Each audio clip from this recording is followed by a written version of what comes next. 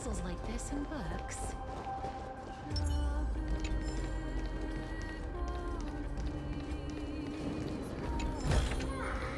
Take it. Buy some new armor for your tribe.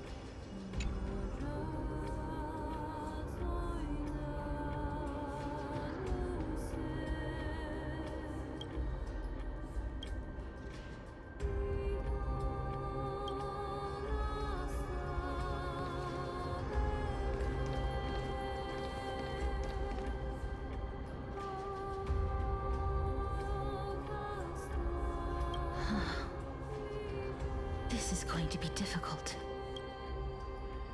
I'm familiar with this kind of mechanism, but I've never repaired broken chains.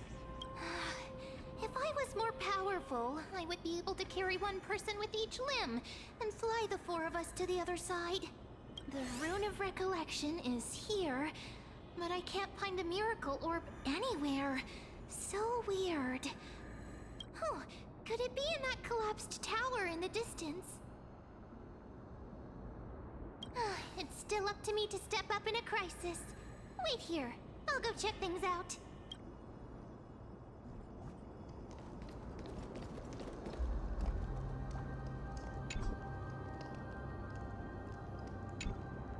Just shout for me when you need my help! Got it! Just leave it to me!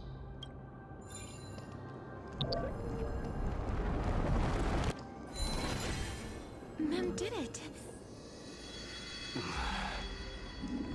The pink squirrel is very smart. Why am I a squirrel now?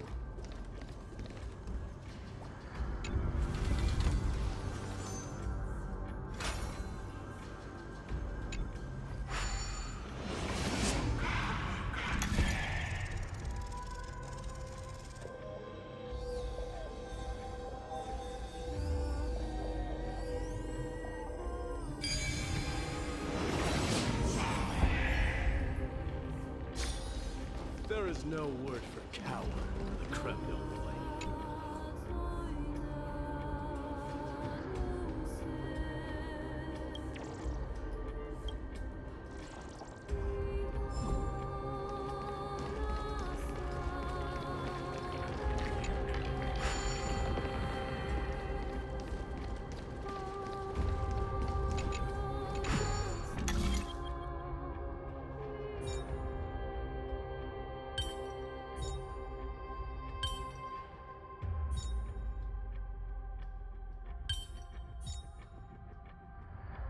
These are solved by taking action.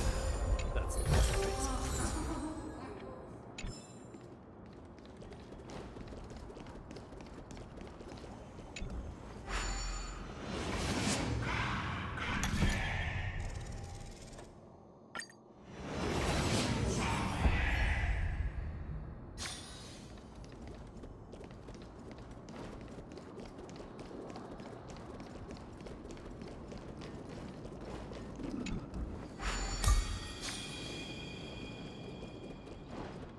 The miracle's range is limited.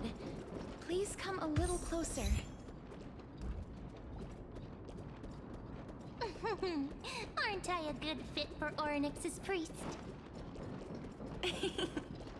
Of course. You're the most competent priest ever.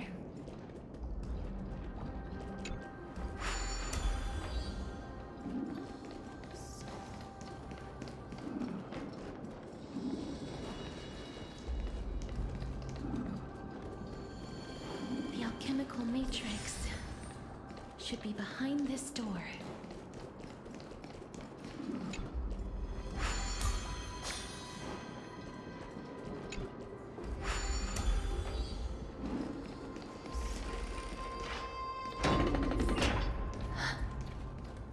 Is that...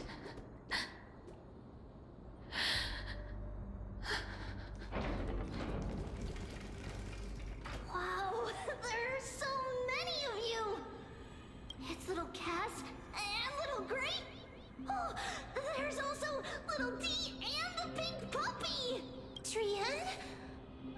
aren't you?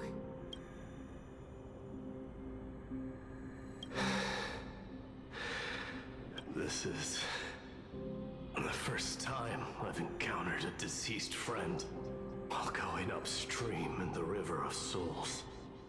It really works like this. Just like the other departed spirits we've encountered along the way. I'm also unable to sense the aura of the living on Lady Trian. Yup, you're right. Trian already knows that she'll not be able to return to everyone's side. But Trian believed that little Cass would eventually return to the Nether Realm. So, Trian has been standing here, at this spot closest to the world of the living, and waiting for little Cass. Oh, it must have been very tough for you. But according to what Trian said, we're almost at the entrance of the Nether Realm. Trian promised Trevi and Trinan that when little Cass got here, Trian would get the gift ready and be the first person to run over and welcome you. So, little Cass, don't cry. Please, accept this.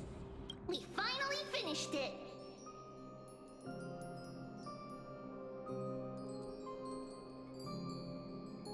This is what Lady Trevi once mentioned.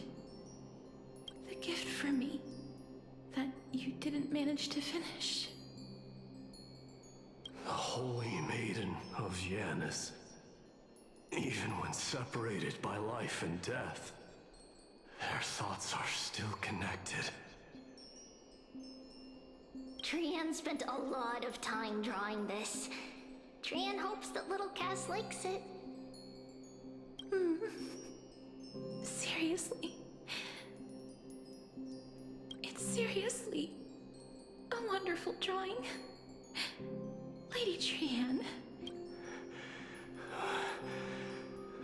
This is our flame chase journey. Little Cass, we don't know what your journey was like before. Trevi has always said that it must have been a very harsh and frightening journey. But little Cass no longer has anything to fear now, because everyone is here with you in this flame chase journey! That's right. Only now, when I see Lady Trian's gift, do I realize that I've already obtained so many things I would never have dared to dream of since I embarked on the flame chase journey. It's the first time I've gained so many companions. The first time I picked up the hobbies of crafting and photography. The first time I had dinner with someone else. The first time I went to the market to buy the Chimera doll I'd liked for a very long time and hugged it to sleep. The first time I wore a dress personally made by Lady Aglaya. The first time I went for a walk with Lady Trevi, Lady Trian, and Lady Trinan. The first time I enjoyed the night breeze and looked up at the stars with Miss Hyacin. The first time I took care of Dromasis with the trailblazer. Looking back at all these experiences I never thought were possible, it feels as though the scales of my life had shrunk from centuries and decades down to minutes and seconds. And all of them are so precious. I took countless photos in the past, but they're all black and white landscapes. I don't have a single one with friends. If I had known, I would have taken more pictures.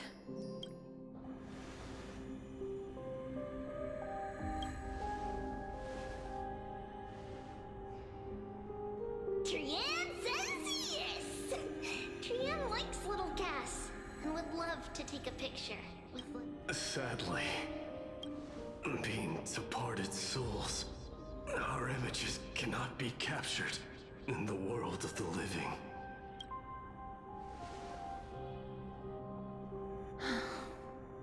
I thought so too.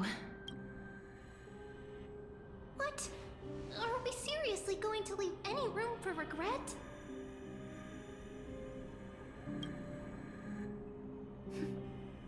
There won't This vivid drawing surpasses any photograph from the world of the living. Little Cass smiled. Treevee, Trinin, and Trian's wishes finally come true! I remember you once said that fate is not the flowers that bloom at the end of the road, but where people tread beyond the gate. Now, the path that belongs to me is about to reach the end. Thank you for bringing me the final key. Key? Little Cass, why are you talking in riddles all of a sudden? I have a feeling that soon, this gift of yours will become the key to saving Mrs. Life. Wow, that's amazing! Then keep smiling and carry on bravely!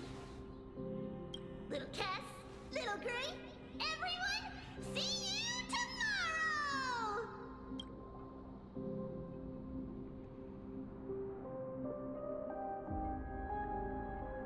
Lady Trian.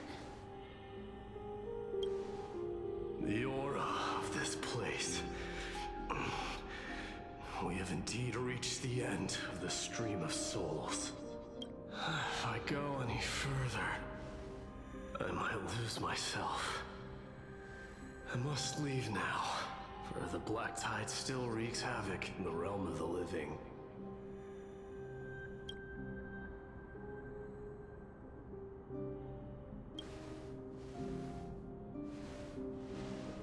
I have broken free from the chains of death countless times.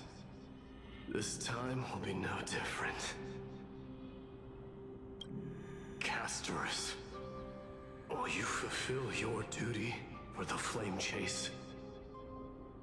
I have yet to make my decision, Lord Mighty. No matter. Make the choice your heart desires. Even if it takes 1,000 years of waiting, I will continue to fight till I die. Then rise from death till the miracle descends.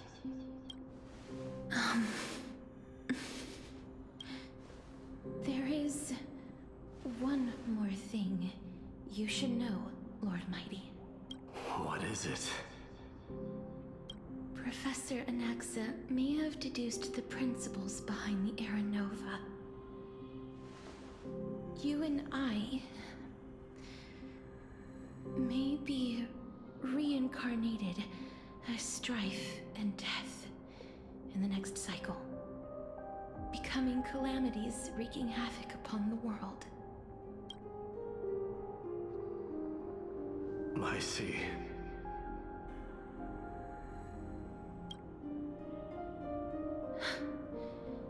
Is that all? Are you going to accept such a fate without complaints? Do you have a strategy to shatter the shackles of our fate? I haven't found it yet. Perhaps I never will. Then, cease wasting your thoughts on futile matters. Control what little you can.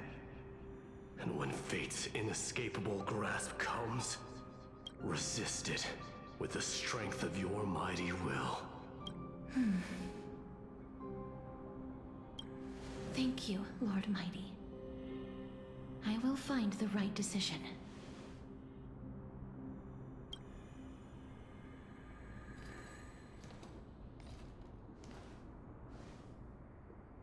In the name of strife, may you meet a fitting end. This must be the alchemical matrix the spirit mentioned. Let's see.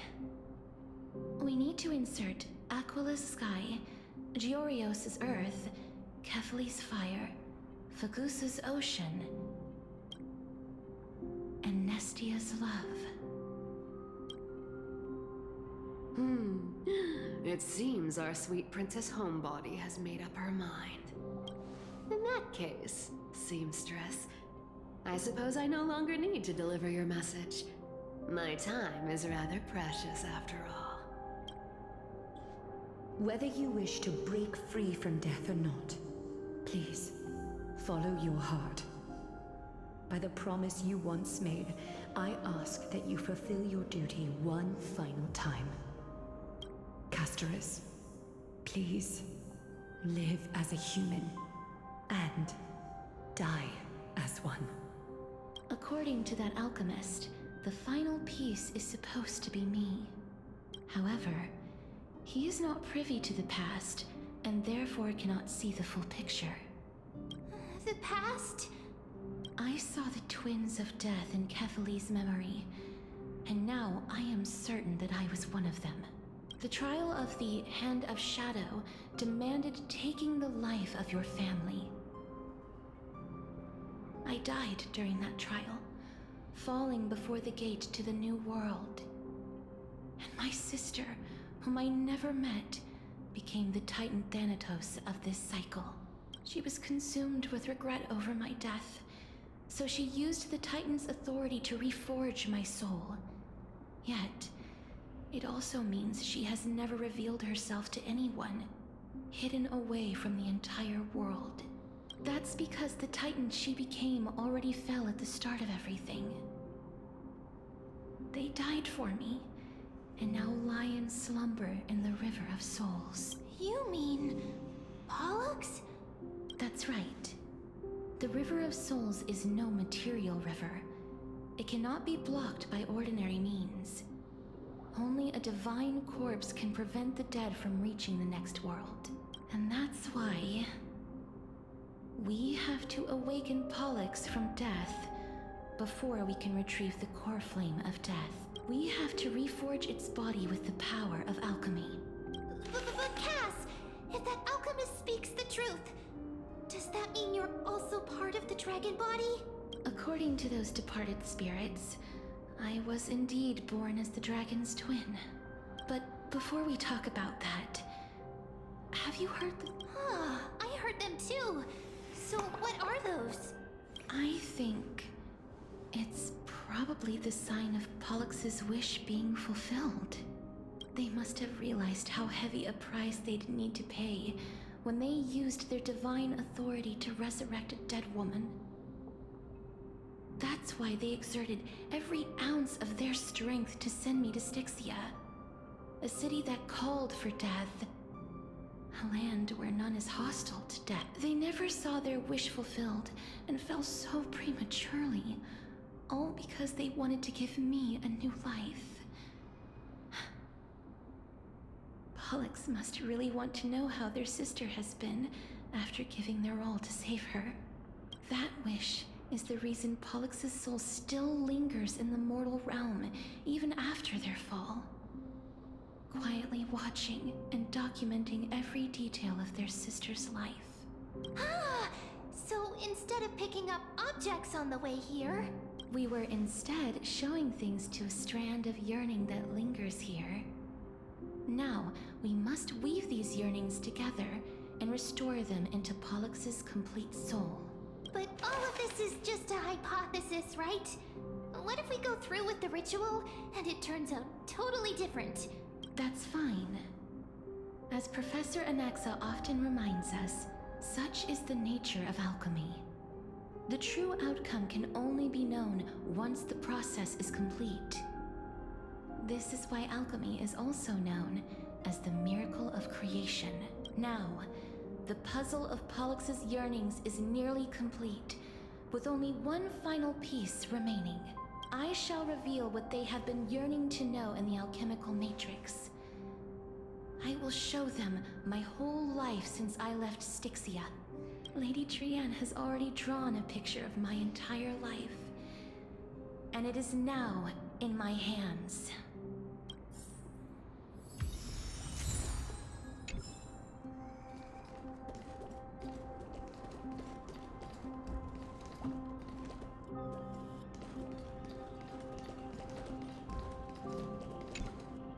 Then, let the ritual begin.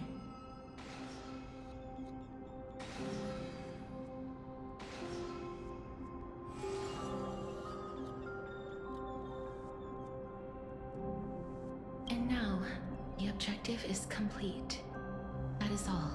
Such is what Professor Anaxa always says after preparing for an alchemical ritual. And now, Pollux, I shall lift you from the river of souls and reforge your soul. Perhaps you will be disturbed by this, and your body may become horrifying to behold. But if even the slightest trace of your soul remains, the soul that once ferried me to this side of the shore, then please, look at me. I wish to thank you in person. I have obtained everything you sacrificed your divinity for. Lady Almanette. Did she recognize you? Oh, she must be the first soul we can communicate with here, right? I'm afraid she is just another spirit trapped here, like the rest of them.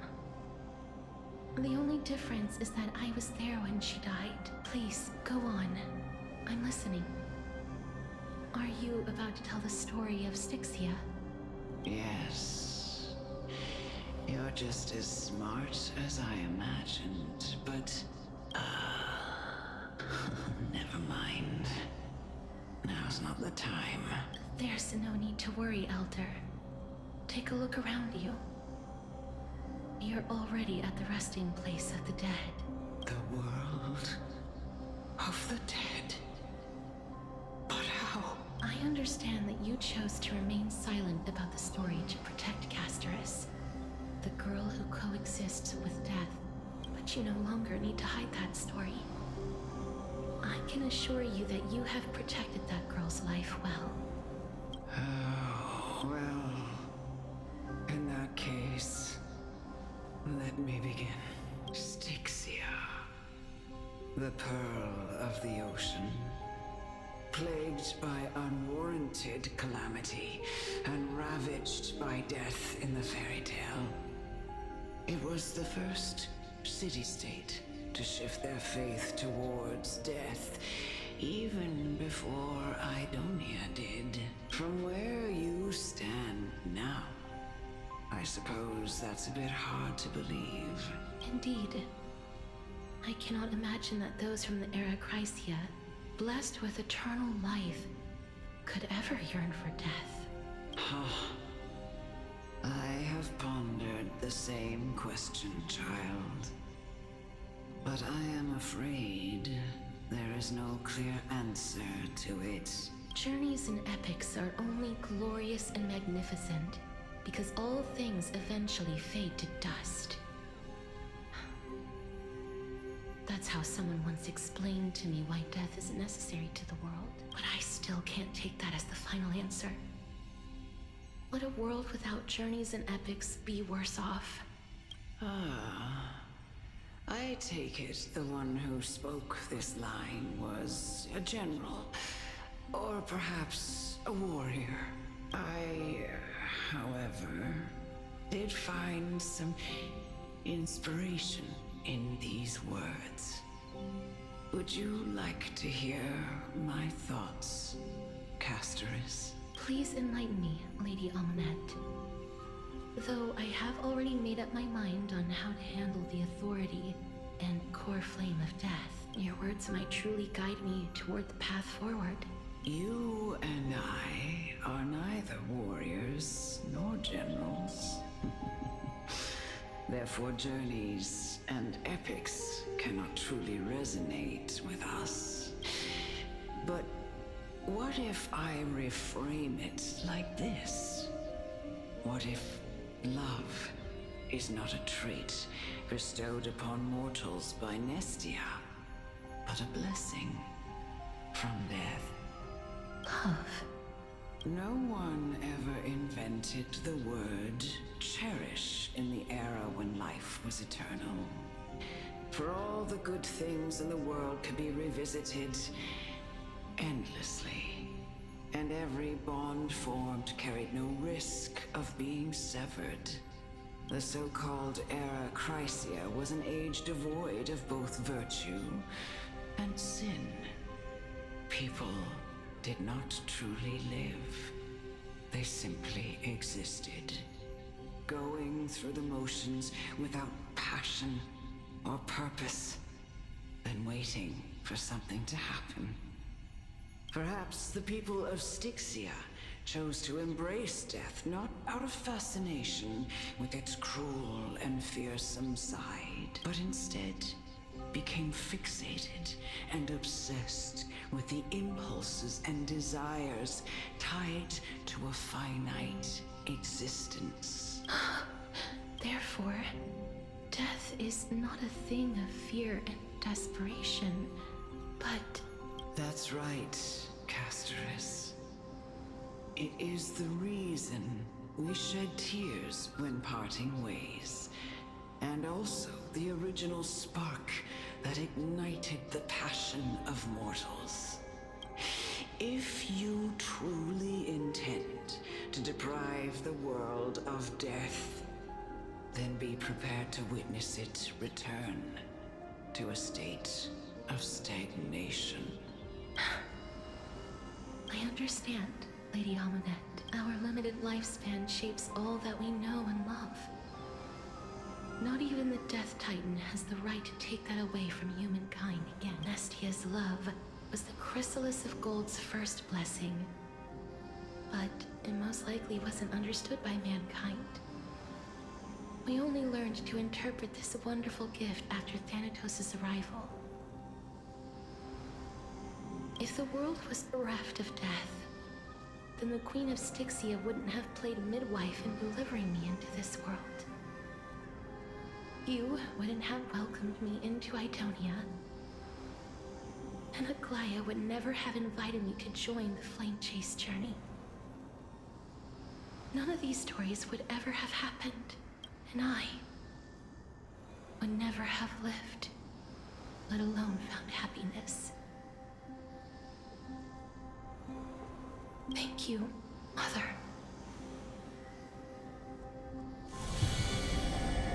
I will use all the love I've experienced in this long life to complete the final miracle. My teacher, Anaxagoras, grant me the wisdom of all things. I call upon thee, the stripped dead dragon's corpse.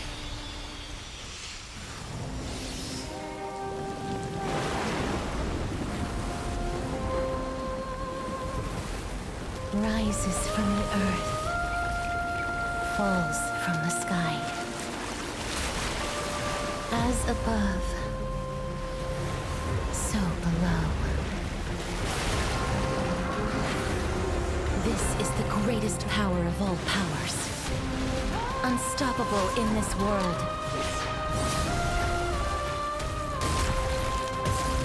The great work that commands all death.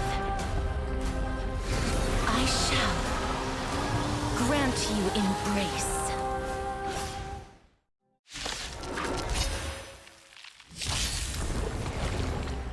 What we have here, all things are as one.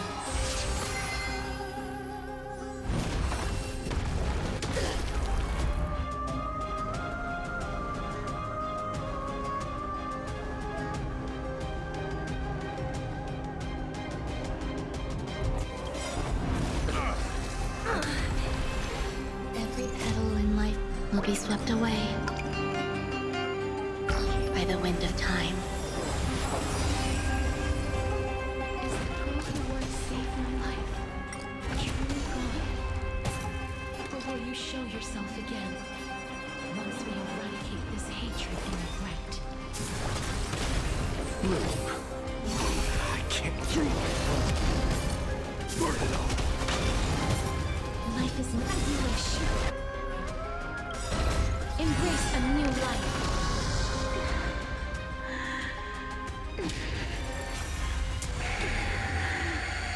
And I know your wishes.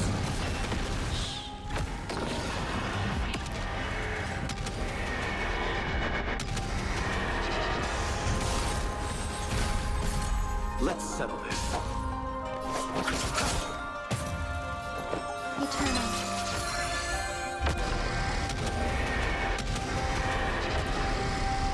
There's no one to weep in grief. I will grant you peace.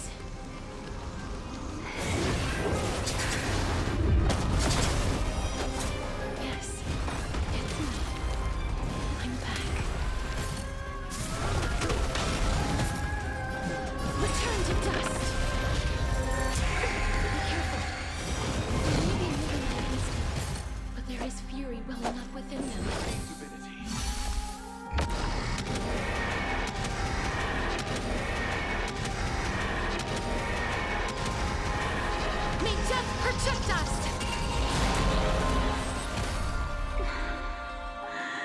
Please. Don't turn back to the nether realm.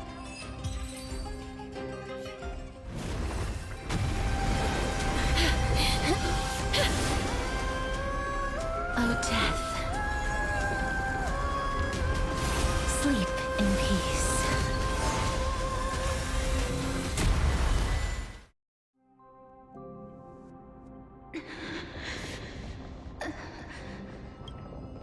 I'm sorry I have to wake you up from ancient death. And I know you're anxious. Shh. Don't be afraid.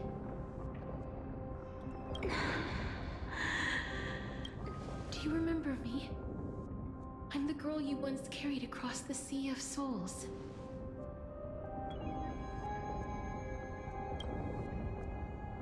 I'm sorry I wasn't able to remember you, but with the help of many people, I was finally able to pick up these broken fragments of my past. I'm back, Pollux.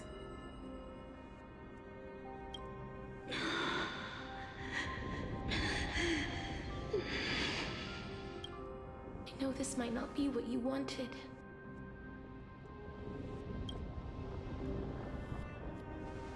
But I have to do this.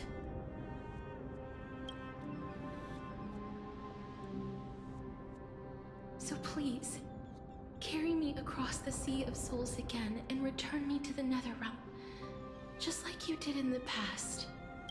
Please take me to where the core flame of death rests.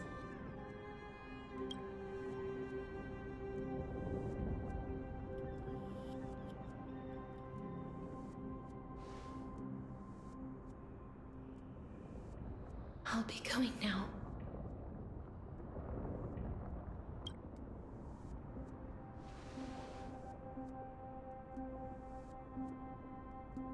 They may look scary, but as long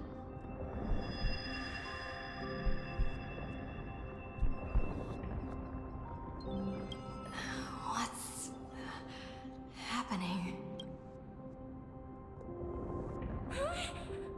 What's wrong?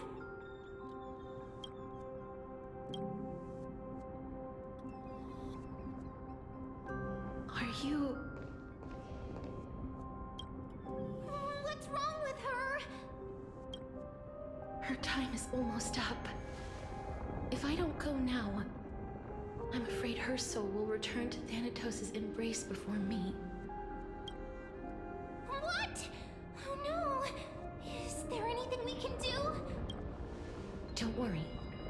I promised I would ask Thanatos for the Trailblazer's right to roam the Earth again. Mem, stay here and keep a close watch until I return, all right? All right. I'm the best at taking care of others. Go on, Cass. Make sure not to leave yourself with any regrets.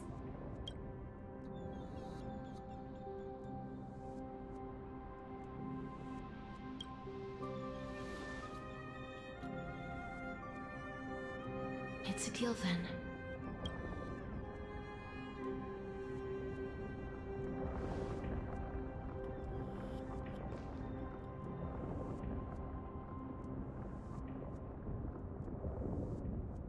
Please.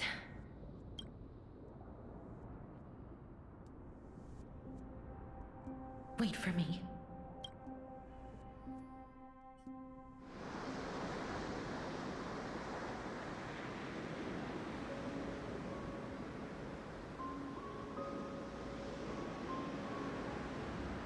After all that, you still ended up back here.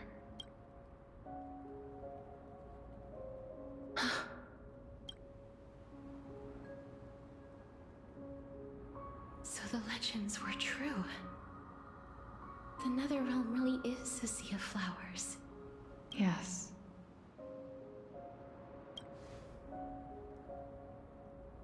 Just like the flower fields we tended to back then.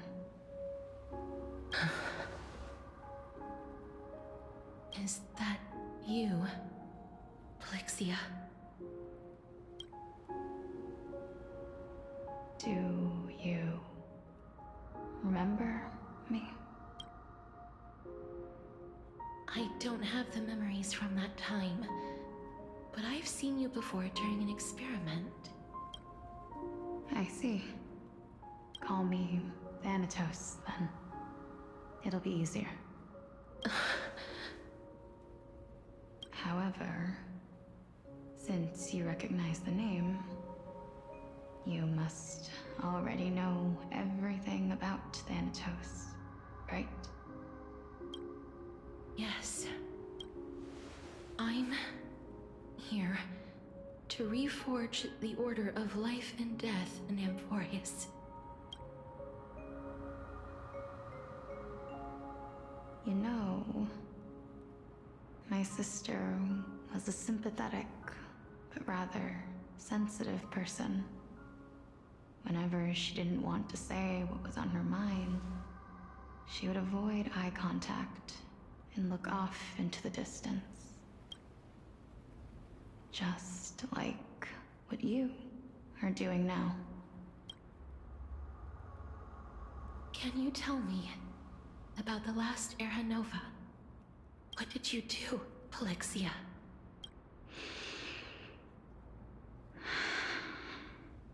Where should I begin?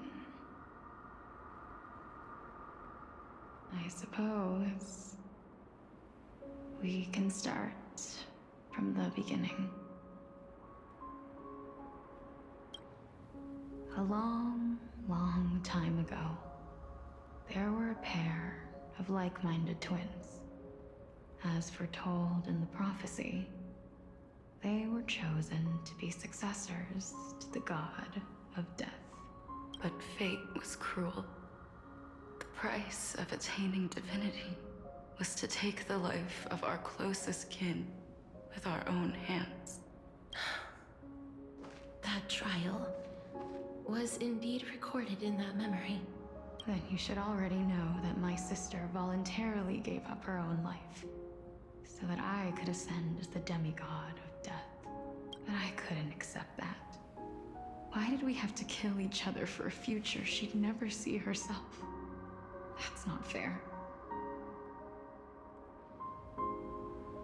So, while weaving the laws of the new world, I shattered the forbidden bottom line for life and death. I reshaped my sister's soul and took the form of the great dragon Pollux to carry her up the River of Souls and back into the mortal realm. But our fates were already decided and manifested in unexpected ways in response to my futile actions. Aging is an unbreakable law of nature laid upon humankind, created at the same time as death. When the living die, their souls will meet Thanatos, who would determine where every soul goes. If the Reaper raises their left hand, the soul is granted death and allowed to enter the Netherrealm to await reincarnation. If they raise their right hand, the soul is rejected by the Netherrealm and returned to the mortal realm to continue walking the earth. That's why the Hand of Shadow can only lay down judgment and not embrace another being.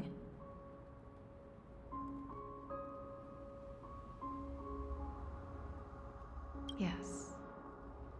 Death was originally a pair of hands, but they were split in twain when we reached the mortal realm, never to touch each other ever again. The half of Thanatos that represents life, the undying human who grants death, that was the curse I forced upon you. Then, what about you? As the half of Thanatos representing death, I shoulder the fate of defying death. I died the moment I entered the world of the living. From then on, Titan also no longer existed in this world. The cycle of life and death stopped.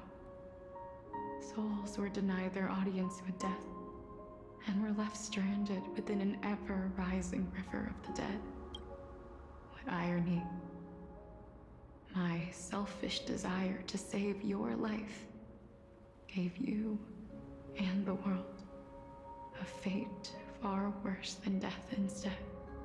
Then, what was left of my reason was left behind in the Netherrealm, where I've been taking care of these flowers day after day, until there is now a sea of them, all while mulling over the subject of life, death, parting, and enduring an endless loneliness.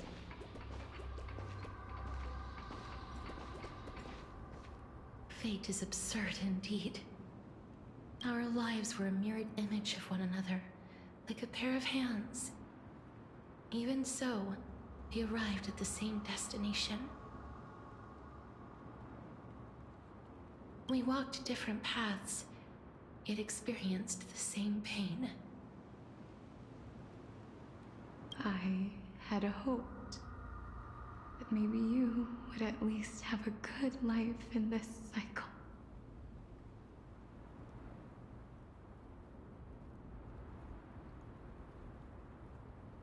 I'm sorry.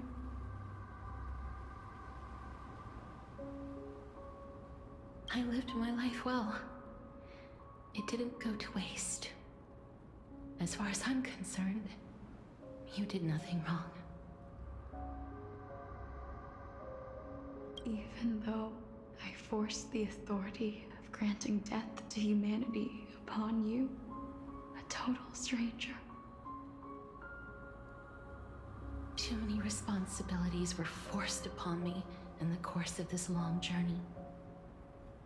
I was once lost, even upset, but I realized recently that if it weren't for your blessing, I wouldn't have understood the source of these emotions, nor would I have realized my purpose. I wouldn't have made it here to reunite with my missing half. And we wouldn't be discussing our past while sharing the same view of this landscape. I wouldn't have understood the meaning of our existence. The meaning of our existence. This sea of flowers blooms on dead land, 'cause we sowed it with the seeds of our separation and watered it with our tears of loneliness. Yes, the only thing death is allowed to create are flowers that bloom from blood and tears. That's why Thanatos cannot create living beings at will. Nor can the hand of shadow determine a person's remaining days. Because the life and death of mortals should never be dictated by another's will. Are you saying there's no point in Thanatos' existence? No. No single being can bear the scales of life and death on their own. Not even a god. Life and death weigh equally heavy. We both know that now, don't we? You, too, must have had a difficult life. We've taken quite the ridiculous journey together, haven't we? I had a feeling, even back then, that we would meet again one day.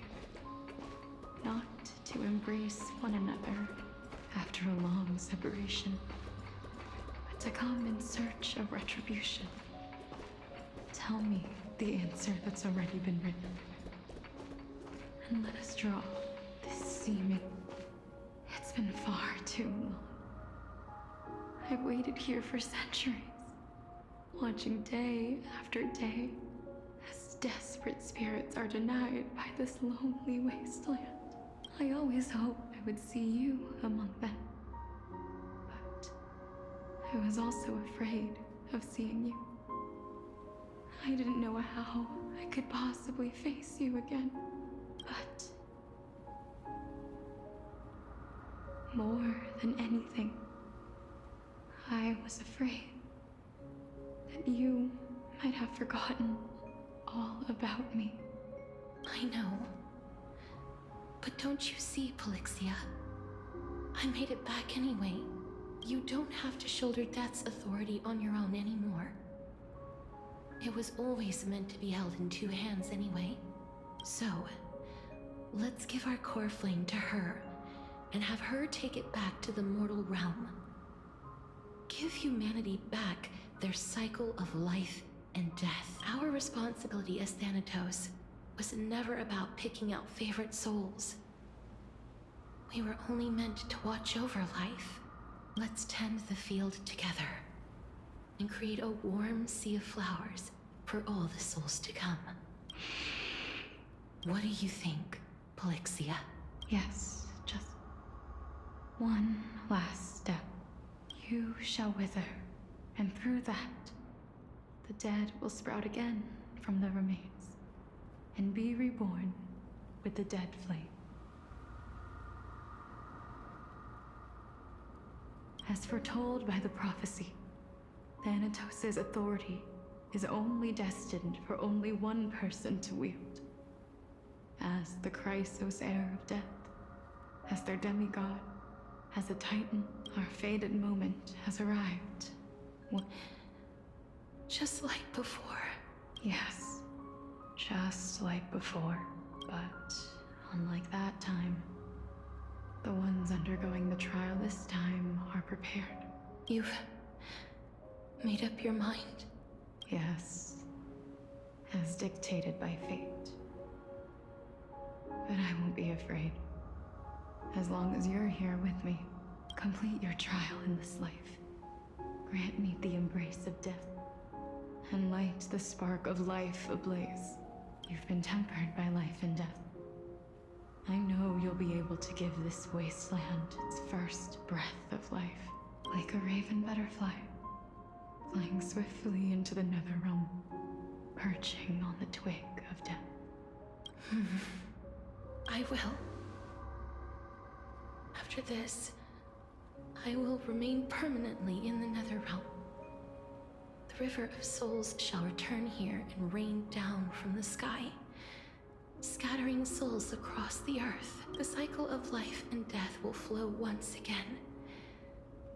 This sea of flowers you sowed shall bear countless joyous or sorrowful souls, and bloom evermore.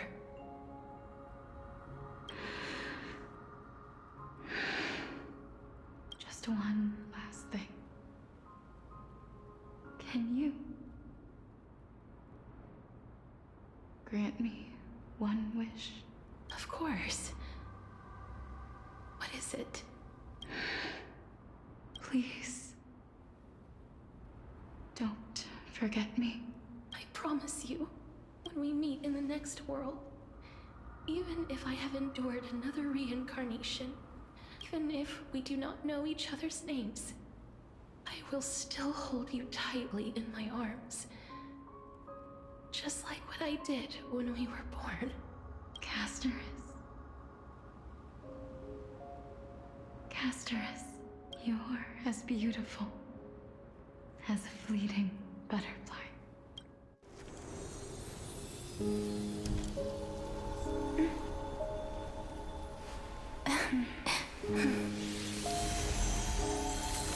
I will bring rest to death. And from now on, stagnant life will once again flow.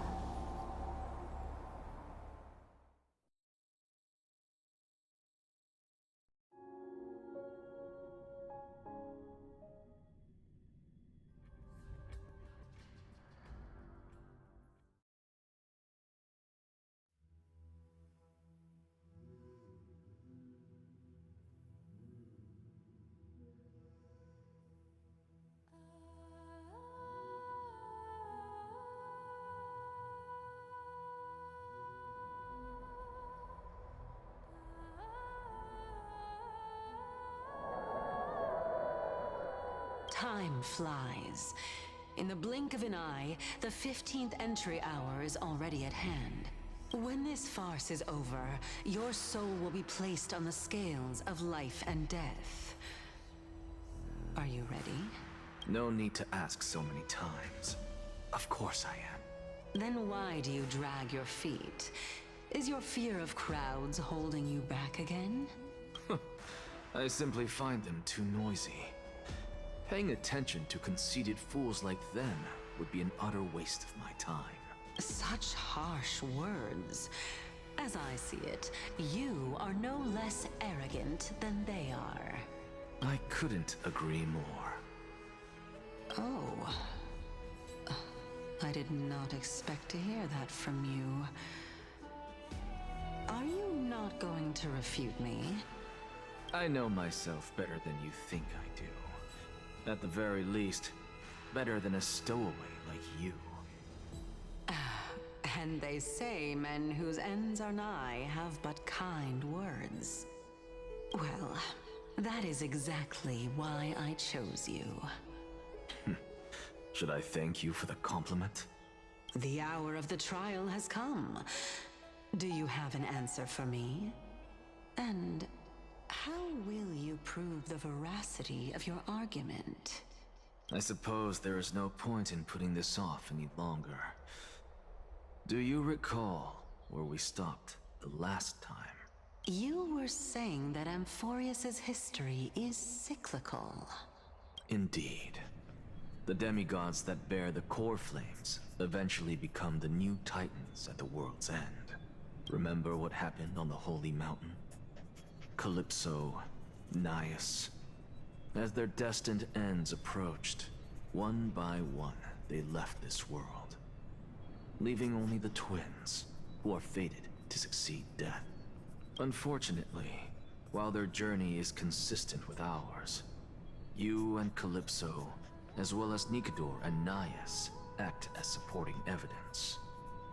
I can only come up with a rough sketch for my theory of a cyclical history.